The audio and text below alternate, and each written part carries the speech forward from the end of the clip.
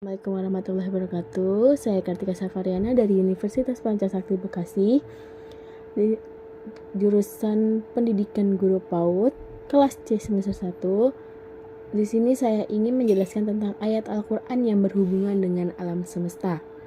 Yaitu yang pertama ada dari surah Al-Sajdah ayat 4 yang berbunyi Allahul ladzi khalaqas samawati wal arda wa ma bainahuma fis tati ayyamin summa stawa alal arsi ma lakum min dunihi min waliyyin wala syafi'i afala tatazakkarun, yang artinya Allah yang menciptakan langit dan bumi dan apa yang ada di antara keduanya dalam 6 masa. Kemudian dia bersemayam di atas arsy, bagimu tidak ada seorang pun penolong maupun pemberi syafaat selain dia. Maka apakah kamu tidak memperhatikan?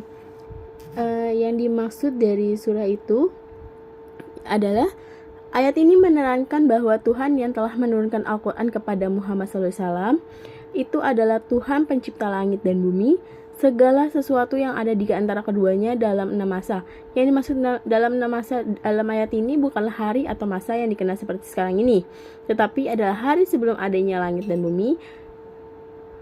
Setelah Allah menciptakan langit dan bumi, maka dia pun bersemayam di atas arasy sesuai dengan kekuasaan dan kebesarannya. Allah Subhanahu wa Ta'ala menegaskan bahwa tidak seorang pun yang dapat mengurus segala urusannya, menolak bahaya, malapetaka dan siksa.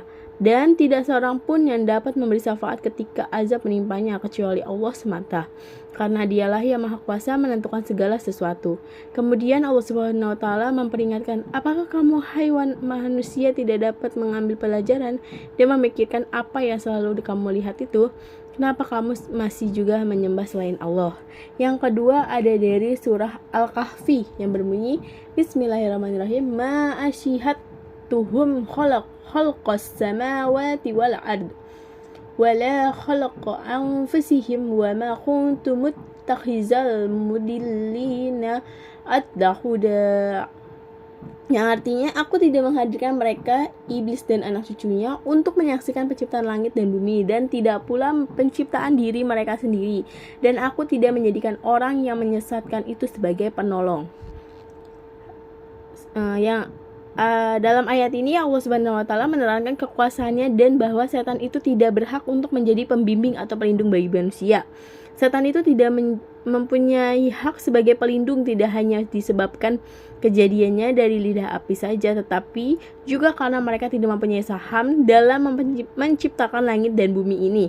Allah Subhanahu wa Ta'ala menegaskan bahwa iblis dan setan-setan itu tidak dihadirkan untuk menyaksikan penciptaan langit dan bumi ini dikala Allah menciptakannya. Bahkan tidak pula penciptaan dari mereka sendiri, dan tidak pula sebagai mereka menyaksikan penciptaan sebagian yang lain. Bila mana mereka tidak hadir dalam penciptaan itu, bagaimana mungkin mereka memberikan potongan dalam penciptaan tersebut? Allah Subhanahu wa Ta'ala dalam menciptakan langit dan bumi ini tidak pernah sama sekali menjadikan setan-setan berhala-berhala, sembahan-sembahan lainnya sebagai penolong. Hanya dia sendirilah yang menciptakan alam semesta ini tanpa pertolongan siapapun. Bila mana setan-setan dan berhala itu tidak ikut serta dalam menciptakan itulah tentu mereka tidak patut dijadikan sekutu Allah dalam peribadatan seseorang hambanya. Sebab orang yang ikut disembah, yang ikut pula dalam penciptaan bumi dan langit ini, sekutu dalam penciptaan, sekutu pula dalam menerima ibadah, dan sebaliknya tidak bersekutu dalam penciptaan, tidak bersekutu pula dalam menerima ibadah. Selanjutnya ada dari surah Al-Baqarah ayat 29 yang berbunyi Bismillahirrahmanirrahim, huwallazi khalaqal lakum ma fil ardi jami'an summa stawa ilas sama'i fasawwahunna sab'a samawat wa huwa bikulli syai'in alim, yang artinya dialah Allah yang menciptakan segala apa yang ada di bumi untukmu.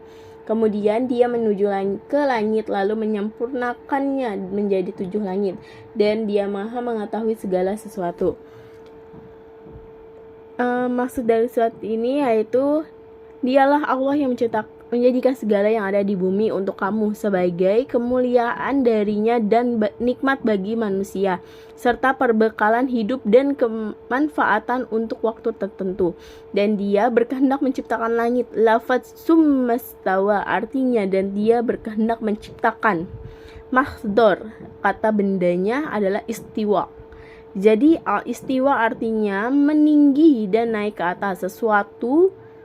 Bagaimana makna firman Allah Ta'ala dalam ayat lainnya, apabila kamu dan orang-orang bersamamu telah berada di atas bahtera itu, lalu dijadikannya meluruskan, menyempurnakan penciptaan langit sehingga tidak bengkok, tidak ada cacat di dalamnya. Dia maha mengetahui segala sesuatu. Meskipun demikian, ilmunya mencakup segala sesuatu. Maha suci dia yang tiada ilah dan Rob.